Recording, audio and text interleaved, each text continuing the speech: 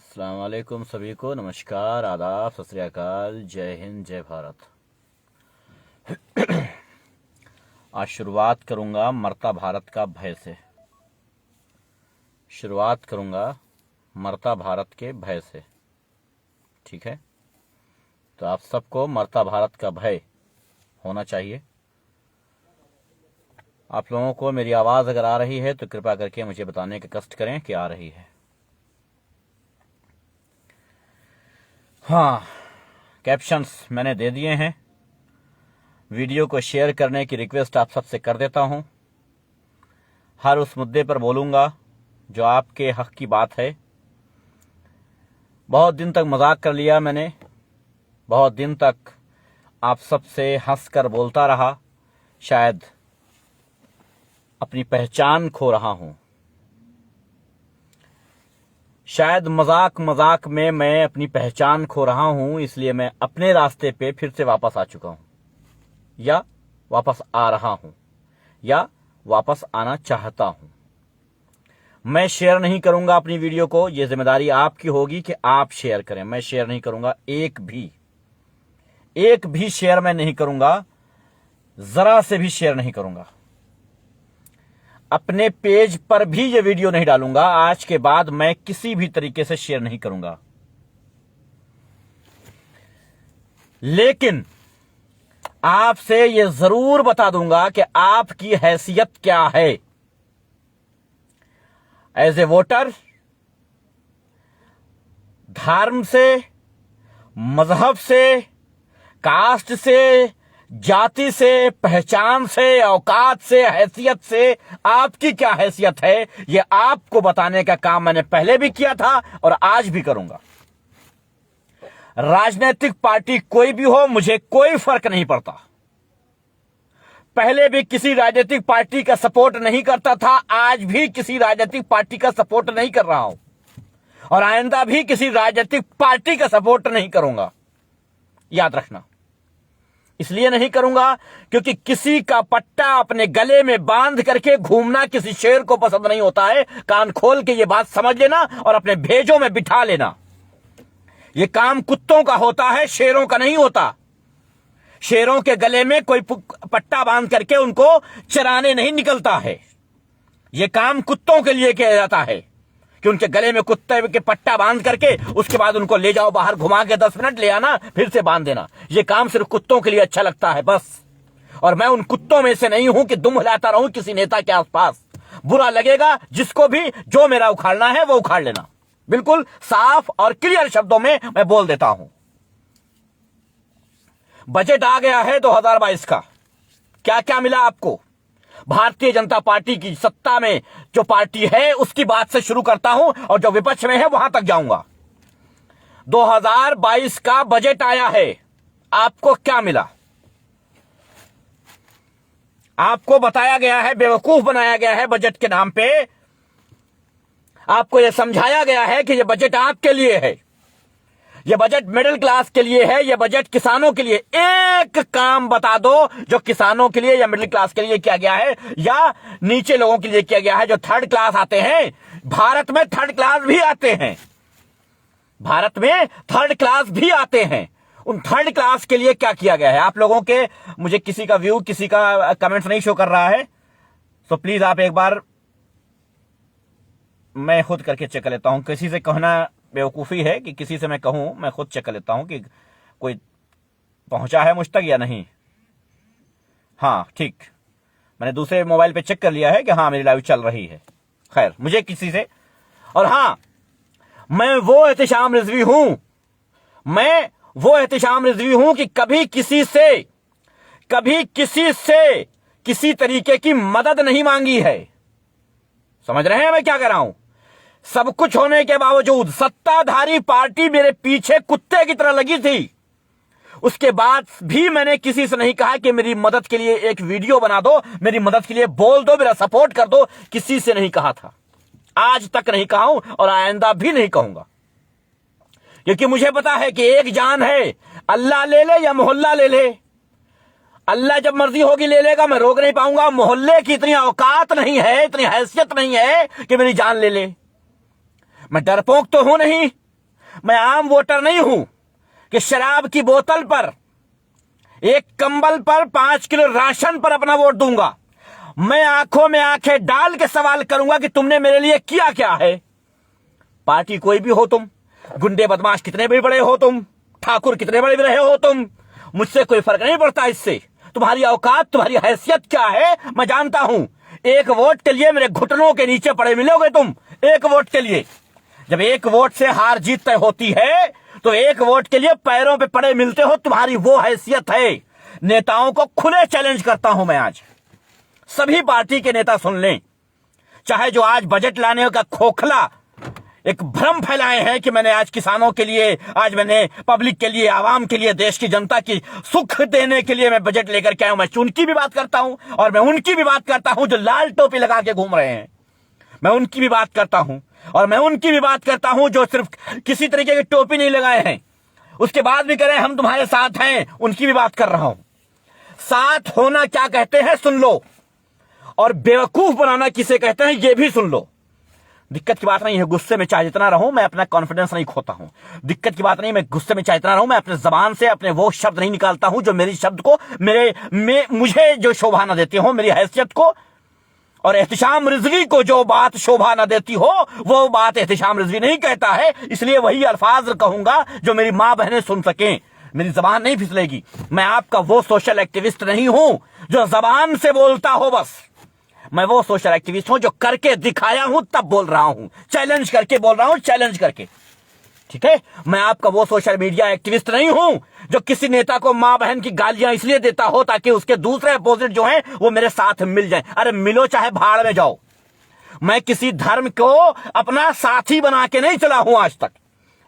अगर किसी धर्म को, किसी मजहब को अपना साथी बना के चला होता तो मेरे पीछे एक लंबी कतार होती मदद करने वालों की। लेकिन मैंने किसी धर्म को, किसी मजहब को अपना साथी बना के नहीं रखा है कि भाई तुम इस मजहब के हो तो मेरे हो। मेरे लिए हर वो इंसान मेरा है जो इंसानियत को समझता होगा, परखता होगा, जानता होगा, पहचानता होगा। फर्क नहीं पड़ता तुम कौन हो, चाहे तुम प्रधानमंत्री हो और चाहे किसी मोहल्ले के मेंबर हो, कुछ भी हो, कुछ नहीं हो तो भी चलेगा।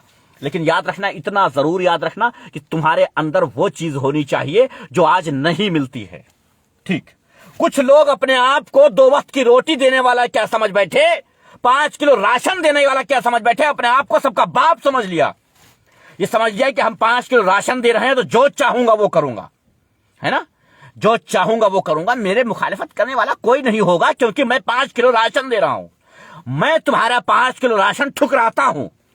पहली बात तो मैं लेता नहीं हूं, दूसरी बात ठुकराता हूं तुम्हारे उस 5 किलो राशन को। तुमने बच्चों के बेहतरीन भविष्य को आग में डाल दिया है, जला के राख कर दिया है। 5 किलो राशन तुम्हारा किस काम का? अगर आज बच्चे, आज के नौजवान अपने पैरों पर खड़े नहीं हो सकते हैं तो ये तुम्हारा 5 किलो राशन तुम्हारे ही दी गई लैट्रीन में जाके खत्म हो जाएगा। उसके बाद क्या क्या होगा? उसके बाद के इस बच्चों के भविष्य का क्या होगा? है किसी के पास जवाब? तुम सब सुनने वालों, जितने भी मेरे वीडियो को सुनते थे और सुनते हो और सुनेंगे, बाद में सुनेंगे, जो डाउनलोड करके सुनते हैं और सुनाते हैं वो भी सुन लें। भाई क्लियर सुन लो, किसी नेता को अपना बाप मत बनाओ। ये 10 साल से कह रहा हूं, 10 साल से कह रहा हूं, किसी नेता को अपना बाप मत बनाना। लेकिन ये बात तुम्हारी समझ में आज तक ना आई और हर नेता को अपना बाप बना के बैठ गए हो। मुझे एक बात बताओ, जिन नेताओं के पीछे आज तुम कुत्ते बन के घूम रहे हो ना, कुत्ते बन के, कोरोना आया था ना, तुम्हारे काम कौन आया था? 15,856 लोगों की लिस्ट मेरे पास है। कोई माई का लाल नेता आकर के ये कह दे कि एहतिशाम रिजवी तुमने जो लिस्ट दिखाई है, तुम जो लिस्ट दिखाओगे, तुम्हारे अकाउंट में जिन लोगों के अकाउंट नंबर सेफ हैं, जिनको तुमने ट्रांजैक्शन किया है, उतने लोगों को मैं राशन दे चुका हूं। कोई दिखा के दिखा दे हिम्मत। अगर एक बाप की औलाद है तो मुझे दिखा दे कोई नेता तुम्हारा है किसी में हिम्मत। मैं तुमसे वोट मांगने नहीं आया हूं, मैं तुमसे सत्ता की भीख मांगने नहीं आया हूं, मैं तुमसे यह कहने नहीं आया हूं कि सत्ता की भीख दे दो मुझे, मैं तुमसे यह कहने नहीं आया हूं कि भीख में मुझे वोट दे दो, मैं तुमसे सपोर्ट के लिए भी नहीं कहता हूं, मैं तुमसे कुछ भी नहीं कहता हूं। मैं कहता सिर्फ इतना हूं कि अपने बच्चों के भविष्य के लिए बोलना शुरू कर दो, सिर्फ बोलना शुरू कर दो अपने बच्चों के भविष्य के लिए। लेकिन तुम सबसे वो भी नहीं होता है। मैंने उन लोगों को भी देखा है जो कोरोना काल में छिपे बैठे थे और आज निकल करके आए हैं किसी पार्टी से टिकट लेकर के, और उनके पीछे कुत्तों की एक भीड़ चल रही है। हमारे नेता जिंदाबाद जिंदाबाद। जब तुम्हारे माँ बाप की लाशें बिछ रही थी ना, जब भूख से तुम्हारे बच्चे रो रहे थे ना, उस वक्त एहतिशाम रिजवी जैसे 50 ऐसे खड़े थे जो राजनीति में सक्रिय नहीं है, लेकिन वो तुम्हें राशन पहुंचाने का काम कर रहे थे। तुम्हें जानते तक नहीं थे, तुम्हें पहचानते तक नहीं थे, जानते तक नहीं थे। तुम्हारे जात नहीं पूछा, धर्म नहीं पूछा, नाम नहीं पूछा। अगर पूछा तो सिर्फ इतना कि तुम अपना अकाउंट नंबर बता दो, सिर्फ इतना पूछा एहतिशाम रिजवी जैसे लाखों लोगों ने। आज तुम उनकी बात को इग्नोर करके अपने नेताओं को बाप समझ के बैठे हो। तुम वालेकुम अस्सलाम भाई, बाप समझ के बैठे हो अपने नेताओं को। उन सोशल एक्टिविस्टों के पीछे पड़े हुए हो जो सत्ता की पार्टी से दलाली कर रहे हैं, जो एक राजनीतिक पार्टी से सपोर्ट करते हैं, दूसरी राजनीतिक पार्टी के विरोध में खड़े हो जाते हैं। मैं पूछना चाहता हूं कि अगर आज कोई सोशल एक्टिविस्ट किसी राजनीतिक पार्टी का सपोर्ट कर रहा है तो किस बेस पे कर रहा है? अगर वो सोशल एक्टिविस्ट है, अगर वो समाज सेवी है, तो किसी राजनीतिक पार्टी का सपोर्ट किस बेस पे कर रहा है? वो कैसे कर रहा है और क्यों कर रहा है? कोई दलील दे दे मुझे। भारतीय जनता पार्टी का विरोध कर रहा है, मेरे समझ में आता है कि चलो ठीक है, सत्ताधारी पार्टी है, वो उसने अच्छा काम नहीं किया, इसको विरोध कर रहा है। लेकिन विपक्षी पार्टियों का सपोर्ट कर रहा है तो यह पूछूंगा कि अब क्यों कर रहा है? विपक्षी पार्टी कभी सत्ता में नहीं रही है क्या? क्या उन्होंने अच्छे काम किए हैं क्या? किस बेस पे उनका सपोर्ट किया जा रहा है? क्यों कहा जा रहा है कि फला फला पार्टी को वोट करो? क्यों कहा जा रहा है भाई? जबकि मैंने 1 करोड़ मर्तबा ये बात कही है कि पार्टी को नहीं, कैंडिडेट को वोट किया करो। अपना कैंडिडेट खुद चुन के लाओ, ये कहा है मैंने हर बार ये कहा कि अपना कैंडिडेट लेके आओ, अपना मुख्यमंत्री लेके ना आओ। जब अपना कैंडिडेट बनाओगे ना, तब वो मुख्यमंत्री चुनेंगे, उसके बाद तुम्हें फायदा मिलेगा। लेकिन तुमने इस बात को हमेशा इग्नोर कर दिया है। हर उस समाज सेवी से, हर उस सोशल मीडिया एक्टिविस्ट से मैं पूछ रहा हूं, जानना चाहता हूं, और आप लोगों से भी जो जिंदाबाद जिंदाबाद फलाने भैया जिंदाबाद के नारे लगाते हो ना, चाहे वो सोशल मीडिया एक्टिविस्ट रहे हो, चाहे समाज सेवी रहे हो, चाहे नेता रहे हो, जिनकी भी आप जिंदाबाद के नारे लगाते हो, जिनके जाकर के लाइव में कमेंट्स करते हो कि फलाने भैया जिंदाबाद, क्या बात है, शेर हो आप। मैं जानना चाहता हूं किस बात के शेर हैं? एक राजनीतिक पार्टी को टारगेट कर लेना शेर कहलाता है क्या? दूसरी राजनीतिक पार्टी के तलवे चाटना शेर कहलाता है क्या? भाई उनमें और तुम में फर्क क्या रह गया? क्या फर्क रह गया? तुमने भारतीय जनता पार्टी का विरोध किया है, दूसरी पार्टी के तलवे चाट रहे हो। यही तो नेता करते हैं। एक राजनीतिक पार्टी की मुखालिफत करते हैं, दूसरी राजनीतिक पार्टी के नेता के तलवे चाटते हैं। तो नेता में और सोशल एक्टिविस्ट में फर्क क्या रह गया? फर्क तो तब समझूं जब हर पार्टी से सवाल करने का जिगरा रखता हो। फर्क तो तब समझूं जब हर नेता के आंख में आंख डाल के कहे कि मेरे 10 सवालों के जवाब दे दो, अगर औकात है तुम्हारी तो। है कोई सोशल एक्टिविस्ट ऐसा? मुझे बता दो कोई है। फर्क तो तब समझता ना जब आकर के मर्द की जबान एक करके पूछते और कहते कि मैं किसी राजनीतिक पार्टी के सपोर्ट नहीं करता हूं, नेता तुम किसी के होगे, मेरे नेता नहीं हूं, मैं सवाल कर लूंगा खड़े होकर के, और इसलिए कर लूंगा कि हमारे देश की आवाम गूंगी हो चुकी है। तब मैं कहता कि हां तुम में दम है साहब, कुछ तो दम है तुम में, कुछ तो दम। वालेकुम सलाम भाई, शुक्रिया भाई। कुछ तो दम है तुम में। तब मैं कहता थी कि दम तुम्हारे अंदर कहां से आया है। तब मैं कहता कि तुम शेर हो। किस चीज के शेर हो तुम? अरे भेड़ हो तुम, बकरी हो तुम, और कुछ नहीं हो। तलवे चाटने वाले कुत्ते हो तुम, इससे बढ़ के कुछ नहीं हो। इस आवाम को लाखों लाख बार बता चुका हूं, अपने कैंडिडेट चुनना शुरू करो, अपना बाप चुनना मत शुरू करो। बाप तुम्हारा वो है जिसने तुम्हें पैदा किया है। बाप वो नहीं है जो आज 50 फॉर्च्यूनर के साथ आ रहा है। बाप वो नहीं है जो कोरोना काल में तुम्हारा जब बाप मर रहा था ना बगैर ऑक्सीजन के, तो वो खामोश बैठा था अपने घरों में। क्यों नहीं पूछे थे? उस दौरान तो बड़े अच्छे बन गए थे कि भाई रिजवी भाई, अरे इस बार नेता आएंगे दौड़ा लूंगा उनको। खाली भारतीय जनता पार्टी के नेताओं को दौड़ाना जानते हो क्या? खाली भारतीय जनता पार्टी के नेताओं को मारना जानते हो क्या? यही करना चाहते हो क्या? बस इतना ही आता है क्या? एक पार्टी का विरोध करना जानते हो, दूसरी पार्टी का विरोध क्यों नहीं करते हो? क्यों भाई, क्यों करते? और बेशक ये सच है कि अगर तुम सब में इतना दम होता तो आवाज उठाने वालों की आवाज दबाते नहीं। तुम आवाज इसलिए दबा देते हो उनकी क्योंकि तुम में दम नहीं है। मैं कहता हूं आज की आवाम की ताकत जानते हो क्या? कुछ नहीं, जीरो है। इसलिए जीरो है क्योंकि आज आईटी सेल बैठा हुआ है।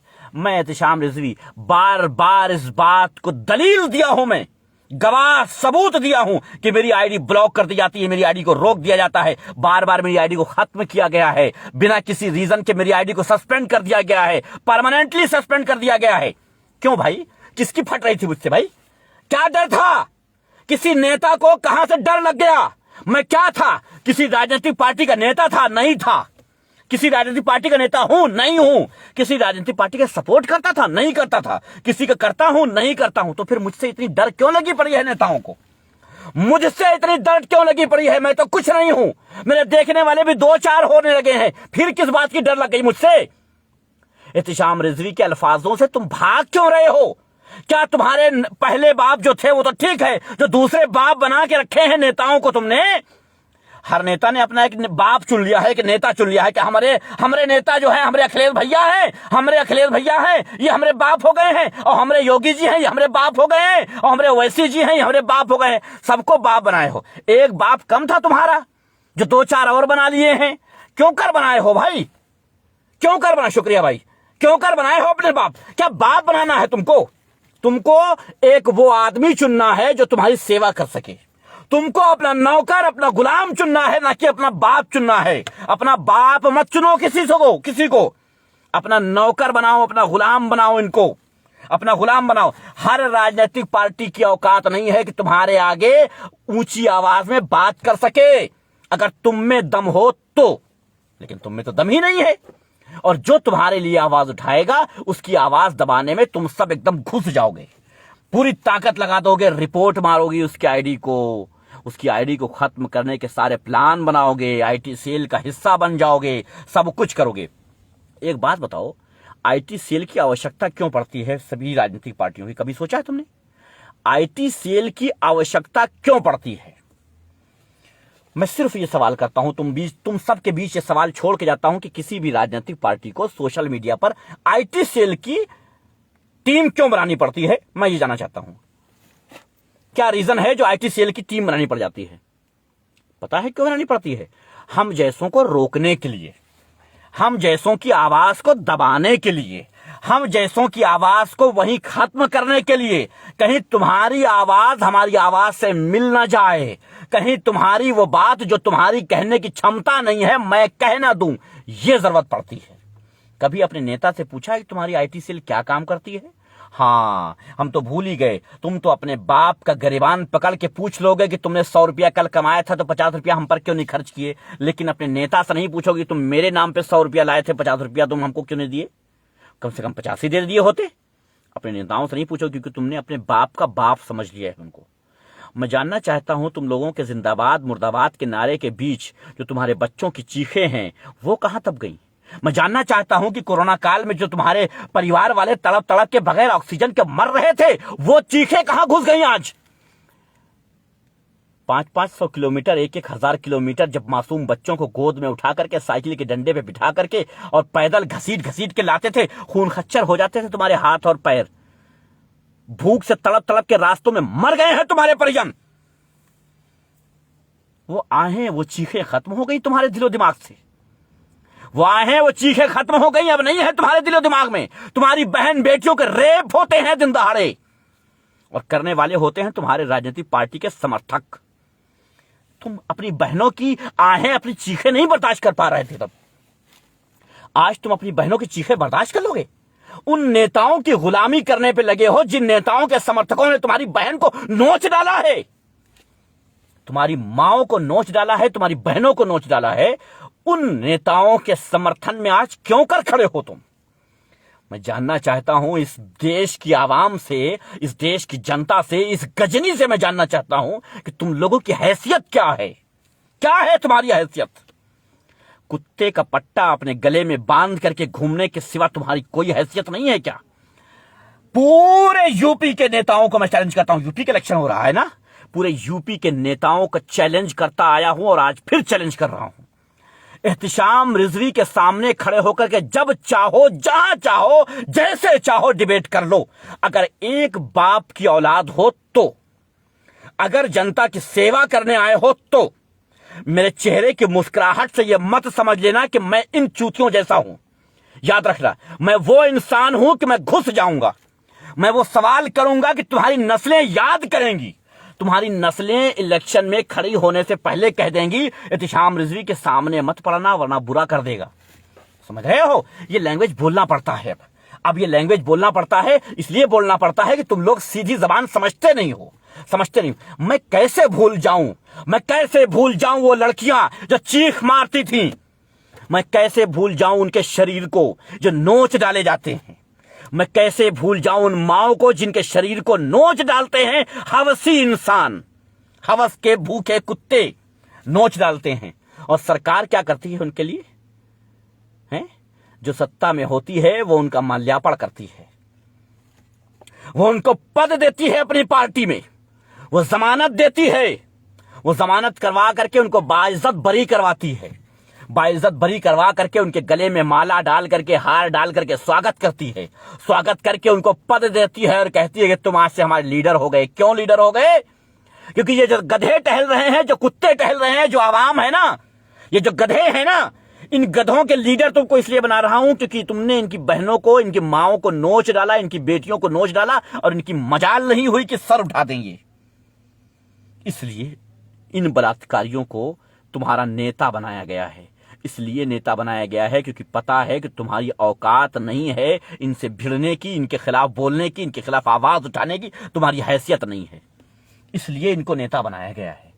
कभी देखा है कोई शरीफ आदमी, कोई टीचर किसी स्कूल का कोई मास्टर जी जो कहे जाते, आज के टीचर छोड़ो, आज के टीचर तो दूसरे हो गए, मैं कोई मास्टर जी जो हमारे जमाने में मास्टर जी हुआ करते थे, अब मास्टर जी नहीं होते, अब टीचर हो गए हैं। अब कुछ भी होता है, अब ये भी हो गया है कि टीचर और स्टूडेंट का अफेयर हो जाता है, शादियां हो जाती है। वो जमाना था जो मास्टर जी हुआ करते थे, और उस मास्टर जी में मैंने नहीं देखा कि कोई लीडर पैदा हुआ हो। उन मास्टर जी को किसी ने टिकट दे दिया हो, मैंने नहीं देखा। अगर मेरी नजर में कम से कम 1,00,000 मास्टर जी में एक ऐसे रहे हैं अशरफी लाल मास्टर जी जिनको टिकट मिला है, बाकी किसी मास्टर जी को टिकट नहीं मिलता था। आज तक किसी मास्टर जी को किसी नेता ने ये नहीं कहा है कि मास्टर जी आप चुनाव में खड़े हो जाओ, हम चाहते हैं कि आप खड़े हो जाओ ताकि समाज को सुधार सको। नहीं। क्यों? क्योंकि सबको पता है कि मास्टर जी को आप वोट ही नहीं करोगे, क्योंकि मास्टर जी से आप डरते नहीं हो, और डरते तो आप उससे हो ना जो दबंग हो। भाई डरते तो आप उससे हो ना जो गुरूर में चूर हो, जो हाथ में हथियार लेकर के आता हो, जो तुम्हारी बहन बेटियों को तुम्हारे सामने चुटकी बजा के उठा ले जाए और तुम कुछ ना कर पाओ। डरते तो उससे हो तुम, तो वोट भी उनको दोगे, टिकट भी उनको दिया जाएगा जिनसे तुम डरते हो। टिकट उनको नहीं दिया जाएगा जिनसे तुम प्यार मोहब्बत से बोल सकते हो, नहीं दिया जाएगा, बिल्कुल नहीं दिया जाएगा। एक वीडियो शेयर की है मैंने आज, एक अब्बास अली रुश्दी करके एक विधायक रहे हैं रदौली के। याद रखना, मैं समर्थन सपा का नहीं कर रहा हूं, मैं जो कह रहा हूं सुन लो, मैं समर्थन सपा का नहीं कर रहा हूं, कान खोल के सुन लेना सपाइयों, मैं तुम्हारा समर्थन नहीं कर रहा हूं। अब्बास अली रुश्दी की बात कर रहा हूं। अब्बास अली रुश्दी की मैंने स्पीच सुनी अभी, और मुझे लगा कि पिछले कम से कम 8-10 सालों में मैंने किसी नेता की ऐसी स्पीच नहीं सुनी थी। सोचो, पिछले 8-10 सालों में मैंने किसी नेता की ऐसी स्पीच नहीं सुनी जैसे अब्बास अली रुश्दी की मैंने स्पीच सुनी। तब मैंने शेयर किया और ये लिख करके शेयर किया कि मैं समाजवादी पार्टी को समर्थन नहीं कर रहा हूं, बल्कि मैं ये कहना चाह रहा हूं कि इस नेता की स्पीच सुनो, इसमें कितनी सच्चाई है। मालूम है क्यों? क्योंकि उसके अल्फाजों से सब कुछ झलकता है। जब कोई इंसान कुछ बोलता है तो उसके अल्फाजों से उसकी मक्कारी और उसकी सच्चाई झलकती है। पता चलता है कि कितना बड़ा मक्कार है और कितना बड़ा हक पे चलने वाला है। और उस आदमी की स्पीच सुन करके मैंने कमेंट्स में भी देख लिया, लिस्ट में भी देख लिया कि उसके चाहने वाले कौन हैं। मजे की बात है, बहुत मजे की बात है कि उसके चाहने वाले उसके धर्म के लोग नहीं हैं, उसकी जाति के लोग नहीं हैं। यानी यहां धर्म जाति नहीं चली है, यहां उसके अल्फाज, उसकी जबान चली है, उसका भरोसा, उसका विश्वास चला है। ऐसे कैंडिडेट उतारने में तुम्हें दिक्कत क्या है? तुम्हारी राजनीतिक पार्टियों को जो तुमने बाप बना के रखा है, उनकी टोपियां लगा करके उनके ऊपर जवानियां कुर्बान करते फिरते हो, ऐसे लोगों को टिकट देने में दिक्कत क्या है? पता चलता है साहब ये राजनीति है ना, हमको तो मुख्यमंत्री बनना है। बात यह है कि तुम्हें मुख्यमंत्री की कुर्सी लालच में है, तुम्हें वो कुर्सी लालच में है जो तुमको मिल जाए। तुम्हें समाज की चिंता नहीं है, तुम्हें भविष्य की चिंता नहीं है, तुम्हें चिंता अपनी कुर्सी की है। हक बात यह है कि तुम कुर्सी चाहते हो, तुम चाहते ही नहीं हो इस समाज का भला। समाज का भला चाहते तो कैंडिडेट वो उतारते जो समाज लेके आ रहा है, वो कैंडिडेट ना उतारते जो तुम्हारे तलवे चाट रहे हैं। तुम उनको टिकट दे रहे हो जो तुम्हारे तलवे चाट रहे हैं। तुम उनको टिकट नहीं दे रहे हो जो समाज का कार्य कर रहे हैं। तुमने उनको आज तक अपनी पार्टी में लिया ही नहीं है जो समाज का काम करना चाहते हैं। हाँ, वो अलग बात है, 403 विधानसभा उत्तर प्रदेश में है, जिसमें से 3 ऐसे हो जाएंगे जो समाज का काम करते हैं, बस, ताकि आप भी कह सको देखो भैया फलनवा हमारे साथ है, देख लो हम अच्छे हैं तभी तो है। नहीं जानते हो फलनवा तुम्हारे साथ काहे है। फलनवा तुम्हारे साथ के लिए है ताकि दूसरी पार्टियां उसको लेंगी नहीं, और तुमने ले लिया है पब्लिक को दिखाने के लिए। वो सोचता है पब्लिक को दिखाने के लिए ही सही, कम से कम ले तो लिया है, वहीं चुप्पे बैठे रहो दुबक के, कहीं कुछ शोर किए हो तो निकाल दिए जाओगे। अभी सच में यह है कि इस पब्लिक की हैसियत कुछ नहीं है, इस पब्लिक की औकात कुछ भी नहीं है, सिवाय झंडा बिल्ला लेकर के जिंदाबाद मुर्दाबाद के अलावा तुम्हारी हैसियत कुछ है ही नहीं। बात यह है कि अब ये समझ में आ जा रहा है कि पब्लिक अगर ये कहे कि हम में ताकत है सत्ता पलटने की, हम में ताकत है, हिम्मत है किसी नेता से, नहीं है साहब। पूरे उत्तर प्रदेश में 2 ऐसे लोग बता दो, 2 ऐसे लोग बता दो जो नेताओं से सवाल करते हैं। गिनती के 2 बता दो जिन्होंने नेताओं से सवाल किया। वालेकुम सलाम भाई, नेताओं से सवाल किया है, बता दो मुझे। मैं पूरे यूपी के वोटर्स की बात कर रहा हूं, नेताओं की बात नहीं कर रहा हूं। वोटर्स कितने हैं? करोड़ों है ना, है ना, करोड़ों तो ही है। हाँ, बात तो सही है। और जब करोड़ों हैं तो उसमें 2 ऐसे मर्द नहीं है जो सवाल कर सके अपने नेताओं से। नहीं कर सकते हैं, क्योंकि उस नेता की चाटुकारिता करनी है, उस नेता की चाटुकारिता करनी है, उसके चप्पल सीधे करने हैं, उसके जूते अगर टेढ़े हो जाए ना तो जूते सीधे करके रखना कि नेताजी के जूते हैं, जरा सही से रख दो। तुम्हारी औकात इससे बढ़ के नहीं है। तुम अपने नेताजी के जूते सीधे करो, तुम अपने नेताजी के साथ सेल्फी खिंचवा करके और ये कहो कि चर्चा, आज नेताजी से चर्चा की, चर्चा नहीं की। नेताजी ने तुमसे कहा हो का हाल, तो कहो ठीक नेताजी, ठीक हाँ नेताजी बढ़िया सब, अरे आपके चक्कर सब, आपकी सेवा सब ठीक ठाक। ऐसे करने के सिवा तुम्हारी औकात कुछ भी नहीं है, सच ये है। हाँ, इसके सिवा तुम्हारी कोई औकात नहीं है। उसी नेता से ये पूछ लो ना, 10 आदमी खड़े करके कि इसका नाम बता दो, नहीं बता पाएंगे। पता है क्यों? भूल जाएंगे। हाँ, इसलिए नहीं कि भुलक्कड़ हैं, बल्कि इसलिए कि तुम्हारी औकात ही नहीं है कि उनके जहन में जगह बना सको। दिल में तो बहुत दूर की बात है। अरे यार, क्यों अपने बच्चों का भविष्य बर्बाद करने पे लगे हो तुम लोग? तुम लोगों की समझ में नहीं आता है एक बार में। हजारों बार समझा के मैं थक गया, तुम लोग थके नहीं हो अभी तक। बड़ा कमाल है, मेरी स्पीच सुनना छोड़ दिया तुम लोगों ने, लेकिन वो बात तुम लोग बड़ी जल्दी भूल गए। अरे कम से कम अपने ही बच्चों के लिए कर लेते ये सब कुछ। मैं नहीं कहता हूं कि तुम आओ और मेरा सपोर्ट करो, मैं आ रहा हूं राजनीतिक पार्टी में और भैया मुझे वोट करो, और मैं किसी के तलवे चाटने नहीं आ रहा हूं। मुझे तलवे चाटने का शौक ही नहीं है साहब, तलवे चाटने का मुझे शौक ही नहीं है, क्योंकि मैं किसी नेता का गुलाम नहीं हूं। मेरा एक बाप है, वही काफी है। मुझे 1000 बाप बनाने की कोई आवश्यकता नहीं है। चाहे वो सत्ताधारी पार्टी का नेता हो और चाहे विपक्ष का ढोंगी। अरे विपक्ष का ढोंगी, समझ रहे हो ना क्या कह रहा हूं? समझ तो गए होगे। पॉलिटिशियन हो। यतिश्याम भाई, मास्टर जी को टिकट इसलिए नहीं मिलता क्योंकि पार्टियां अपनी सिंबल का टिकट करोड़ों रुपए में बिकती हैं। मतलब ये मान लें कि जो नेता आपके बीच आते हैं वो करोड़ों में टिकट खरीद के लेके आते हैं, और जो करोड़ों में टिकट खरीद के लेके आएगा वो आपकी सेवा में क्या रखेगा? करोड़ों रुपए का टिकट खरीदेगा, करोड़ों रुपए की आपको शराब पिलाएगा और साड़ियां बांटेगा। बात पहुंच गई अरबों में, तो 5 साल के लिए विधायक है, वो आपकी सेवा क्यों करेगा? कभी आपने सोचा है? कभी आपने ये सोचा है कि इन गधों से मुझे हटके सोचना है? इन गधों की ये भेड़ चाल जो चल रहे हैं, इनसे दूर हटके सोचना है? कभी सोचा है कि मैं तो कहता हूं, मैं सिंपल सवाल है मेरे क्षेत्र में कोई भी कैंडिडेट हो, जवाब दो, वोट मांगने तब आना। मैं बताऊं, सभी को पता है कि मेरा परिवार बड़ा राजनीतिक रहा है और बड़ा राजनीतिक है। मैं एक राजनीतिक परिवार से होने के बावजूद किसी भी राजनीतिक पार्टी को छोड़ता नहीं हूं। मेरे भाई बंधु किसी न किसी राजनीतिक पार्टी के सपोर्ट में हैं, किसी न किसी कैंडिडेट के सपोर्ट में हैं। वो दूसरी पार्टी में है लेकिन दूसरी पार्टी के कैंडिडेट को सपोर्ट कर रहे हैं, क्योंकि बात कैंडिडेट की फंस रही है ना, इस वजह से, क्योंकि बात कैंडिडेट की है। मैं हमेशा कहता हूं कैंडिडेट चुनो। अगर मेरे भाई किसी राजनीतिक पार्टी के सपोर्ट में होते तो मैं उनसे भी यही कहता कि कुत्तों जैसा तलवे चाटना बंद कर दो। हां, कुत्तों जैसा तलवे चाटना बंद कर दो। लेकिन फक्र के साथ कॉलर सीधी करके ये कह सकता हूं कि वो किसी राजनीतिक पार्टी के गुलाम नहीं है। कैंडिडेट देख रहे हैं कि कौन सा कैंडिडेट बेहतर है हमारे समाज के लिए, उस कैंडिडेट को करेंगे समर्थन।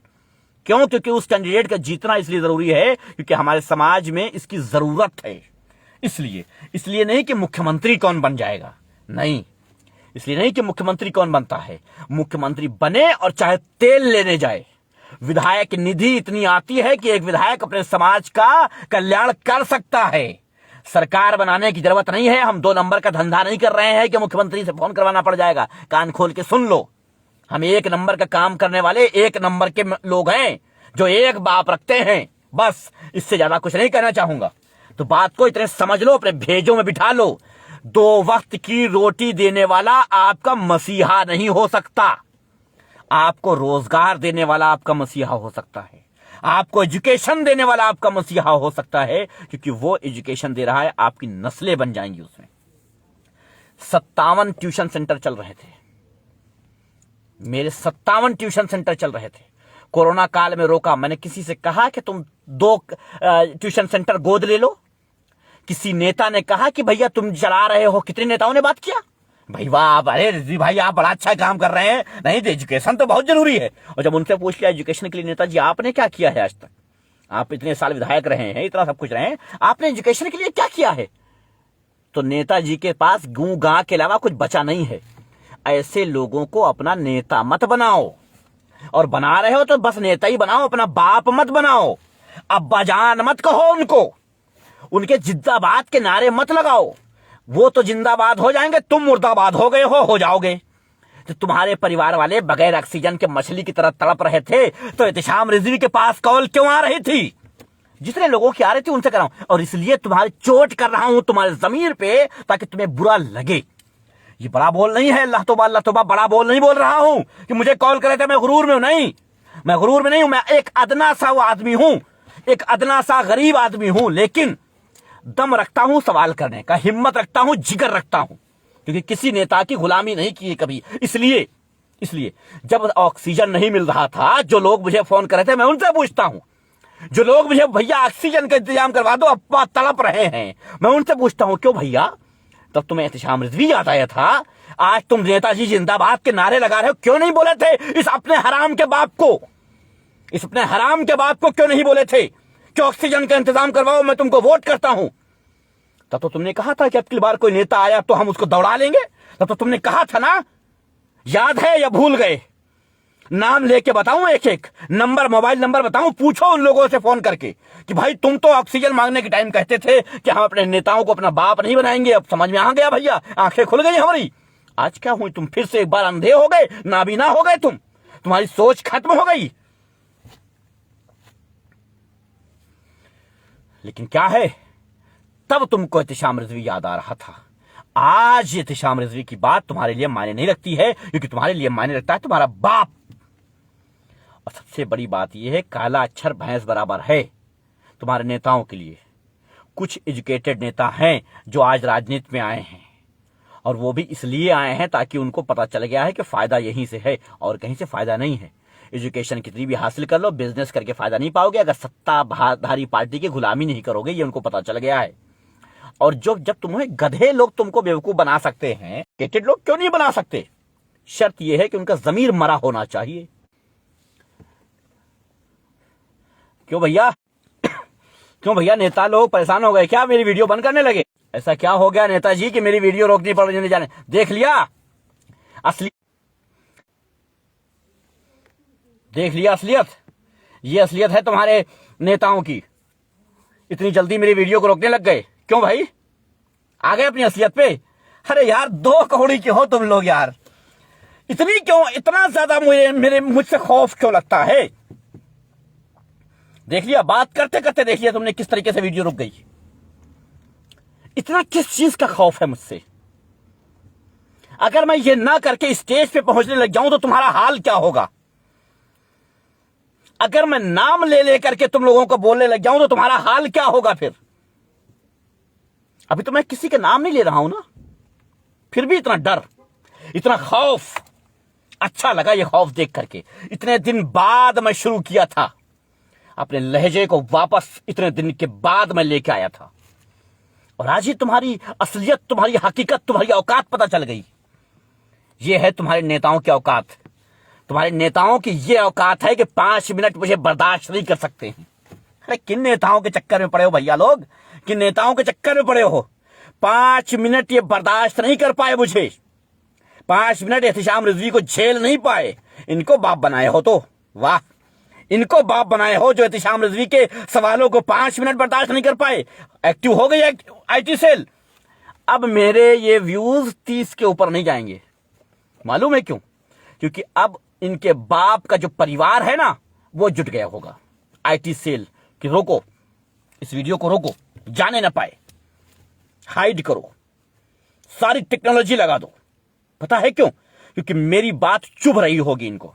नाजायज बाप है ना, और नाजायज रिश्ते को जब कोई नाम मिलने लग जाए, जब कोई पूछने लग जाए कि नाजायज क्यों है, तो डर तो लगता ही है ना, खिसियाहट तो लगता ही है ना, लगेगी खिसियाहट। क्यों भाई? ये बाप बेटे का नाजायज रिश्ता जो बना के रखा है, क्यों कर बना के रखा है? और फायदा भी बाप का, नाजायज बाप का फायदा है और किसी का फायदा नहीं है, तो बाप को तो बुरा ही लगेगा ना। लगेगा कि उसके नाजायज बच्चों को मैं भड़का रहा हूं, है ना। किसी नेता की गुलामी ना करो, ये 1000 नहीं करोड़ मर्तबा कहा है। किसी नेता को अपना बाप मत बनाओ, ये हमेशा कहा है। उसको नेता रखो। नेता का मतलब सेवक होता है, समझ रहे हो? ये जो नेता कहे गए हैं, असल में ये नेता नहीं है, ये सेवक होते हैं। ये इनकी क्या प्रवृत्ति होती है पता है? इनका सिस्टम क्या होता है, ये हमारी आवाम को नहीं पता है। ये हमारी आवाम है, भोली भाली जनता है, ये धर्म के आगे और कोई नशा करती नहीं है, तो क्या पता इसको? अगर साइंस का, एजुकेशन का, सिस्टम का हिस्सा बनने की कोशिश करे तब ना समझ में आए इसको, तब ना समझ में आए इसको। इसलिए कह रहा हूं, ये जो तुम्हारे सेवक है ना, ये प्रधानमंत्री के बाद तुम्हारे सांसद, और ये मुख्यमंत्री के बाद तुम्हारे विधायक, और ये प्रधान, मेंबर, बीडीसी, प्रमुख, दुनिया भर के जो है ना, ये क्यों बनाए जाते हैं पता है? मुख्यमंत्री जब एक बजट लेके आता है, यानी कि एक प्रदेश का मुखिया जो बजट लेकर के आता है, या एक प्रधानमंत्री की सरकार जो केंद्र में होता है, जो एक सरकार होती है, गवर्नमेंट होती है, वो जब कोई बजट लेकर के आती है, उस बजट को तुम तक पहुंचाने के लिए उसके कुछ एजेंट की आवश्यकता होती है। मैं अगर राशन बांट रहा हूं तो मुझे 10 आदमी चाहिए कि मैं पूरे यूपी में बांट सकूं। अकेला तो बांटने नहीं जाऊंगा ना, एजेंट होने चाहिए। ये वो एजेंट होते हैं जो तुम तक उस बजट को पहुंचा सकें। ये सेवक होते हैं, ये सरकार द्वारा बनाए गए एजेंट होते हैं, इसके सिवा ये कुछ नहीं होते हैं। समझ रहे हो? इनको बाप ना समझो, इनको ये मत समझो कि ये तुम्हारे बाप हैं। नहीं, गवर्नमेंट जब इनको टिकट देती है, सरकार, पार्टी जो सत्ता में है, इसलिए सरकार और गवर्नमेंट कह रहा हूं, जब राजनीतिक पार्टी इनको टिकट देती है तो मंशा ये नहीं होती है, यानी ये नहीं होनी चाहिए कि हम एक बाप बना के भेज रहे हैं, 2 लाख, 5 लाख, 10 लाख लोगों का बाप भेज रहे हैं। नहीं, इनका मंशा ये होना चाहिए कि मैं इतने लोगों के, इतने लाख लोगों के बीच इसको भेज रहा हूं, और ये भेज रहा हूं कि भाई ये तुम्हारी सेवा करेगा। क्या ये आपको पसंद है? आपको लगता है कि ये आपकी सेवा कर सकता है? इसका मतलब ये होता है।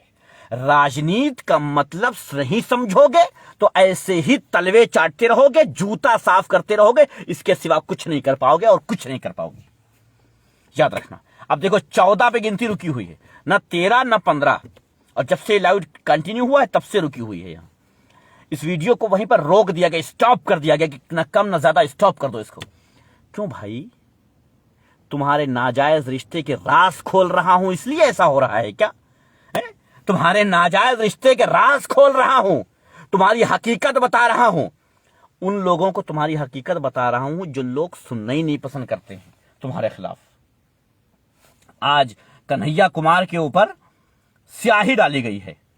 हां, कन्हैया कुमार के ऊपर कन्हैया कुमार के ऊपर केमिकल डाला गया है लखनऊ में।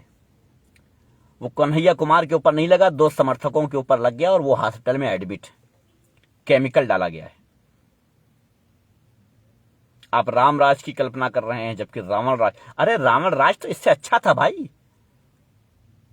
मैं बोल दूं, रावण राज इससे अच्छा था। रावण की लंका में भी सीता महफूज थी, सेफ थी। कभी किसी रामायण में, जो मैंने रामायण देखे हैं, जो रामानंद सागर का रामायण जो मैंने देखा है, उसमें कभी यह नहीं देखा कि सीता जी का जब अपहरण हो गया तो वो डरी, क्योंकि उनको पूर्ण भरोसा था, पूर्ण विश्वास था कि मेरे साथ कोई अनर्थ नहीं होगा। यानी उनको रावण पे भी भरोसा था, क्योंकि जानती थी कि रावण भी एक इंसान है, राक्षस ही सही। तो क्या राक्षस अगर कहते हो तो क्या मतलब आज के दौर के लोग राक्षस से भी गए गुजरे हो गए हैं? आज तो गए गुजरे हो राक्षस से। सच्चाई तो यही है कि राक्षस से भी गए गुजरे हो, क्योंकि आज की सीता हर उस राम से भी डरती है। रावण की तो बहुत दूर की बात है। राज भाई नमस्कार, कैसे हैं? राम से भी डरती है, रावण की तो बहुत दूर की बात है। फिर खैर, मैं भी कहां पड़ गया, मैं भी किनको बताने लग गया। मैं उनको बताने लग गया जो रिश्तों का मतलब ही नहीं समझते हैं। क्या मैं उनको बता रहा हूं जो रिश्तों की बुनियाद को ही नहीं जानते हैं? मैं उनको बता रहा हूं जो अपने बाप बदल लेते हैं। मैं उनको बता रहा हूं जो अपनी माओं को वृद्धाश्रम में छोड़ देते हैं। मैं उनको बता रहा हूं जो अपने बच्चे को तड़पता देखकर ये सोचते हैं कि काश एक हॉस्पिटल होता और मेरा बच्चा बच जाता, लेकिन हॉस्पिटल नहीं मिलता है, बच्चा मर जाता है। उसके बाद भी वो नेताओं को वोट करते हैं। कह दूं, एम्बुलेंस सेवा ऐसे ही नहीं शुरू की थी मैंने। 400 से ज्यादा एम्बुलेंसें चलवाई, इसलिए नहीं चलवाई कि बड़ा धनी हूं मैं बहुत गरीब, बहुत छोटा आदमी हूं। लेकिन एम्बुलेंस उस दिन चलवाई जब उस मां की कराह सुन करके कलेजा हिल गया, जो मां भीख मांग रही थी समाज से कि हमारे बच्चे को हॉस्पिटल तक पहुंचा दो। 1.5 घंटा तक एक मां अपने तड़पते हुए बच्चे को सड़क पर लेकर घूम रही थी और किसी माई के लाल ने उसे हॉस्पिटल तक नहीं पहुंचाया था। वो वीडियो देख करके मैंने उस दिन अनाउंस किया था कि फ्री एम्बुलेंस चलवाऊंगा, और 400 से ज्यादा फ्री एम्बुलेंस मैंने चलवाई। कोरोना काल में कुछ दिन के लिए रुका, लेकिन फिर से शुरू किया, उस काम को फिर से अंजाम दिया। इसलिए नहीं कि मैं धनी हूं, बल्कि इसलिए कि कोई मां अपने बच्चे को तड़पता ना देखे इस तरह से। क्योंकि जिगर रखता हूं, दिल रखता हूं, सिर्फ दिमाग से खेलने नहीं आता हूं तुम्हारे। अगर दिमाग से खेलने आता तो एक भीड़ मेरे पीछे खड़े होती और मुझे जिंदाबाद जिंदाबाद कह के पुकार रही होती। मैंने सवाल करना सीखा है क्योंकि मैंने उन माओं को तड़पते देखा है, कराहते देखा है, रोते देखा है। उस बच्चे को तड़प तड़प कर, मछली की तरह तड़प तड़प कर मरते देखा है मैंने। इतना कुढ़ा हुआ बैठा हूं, ऐसे नहीं बैठा हुआ। अपनी हर खुशी, अपने हर सुख, अपना चैन, सब कुछ बर्बाद करके बैठा हूं। इसलिए नहीं बैठा हूं। चाहता तो ऐश की जिंदगी जीता, चाहता तो सुकून की जिंदगी जीता, ऐश करता। इतना नॉलेज है, इतनी इनकम है कि सुकून से बिंदास पैर पे पैर रख के बैठ के जिंदगी जी लेता। हवेली बनाने की जरूरत ना पड़ती, हवेली बनी बनाई है। कोठी बनाने की जरूरत ना पड़ती, कोठी बनी बनाई है। आराम से मैं भी 4 ठो घोड़े पा लेता और घोड़े की सवारी करता और फोटो डालता फेसबुक पे घोड़े के साथ, आज मेरा ये घोड़ा, आज मेरा वो घोड़ा, आज मैंने ये कार ली, आज मैंने वो कार ली। मैं भी ये कर सकता था ना। मैं भी तुम आम इंसानों जैसे लड़कीबाजी कर सकता था। खुल के बोल रहा हूं। 4 लड़कियों को लाइन पे रख सकता था, नहीं ना। क्यों नहीं किया ये? क्योंकि मैंने उन माओं को तड़पते हुए देखा है जो उनकी गोद में उनके बच्चे मर गए हैं बगैर इलाज के। मैंने महसूस किया है उस दर्द को। मैंने उस दर्द को महसूस किया है।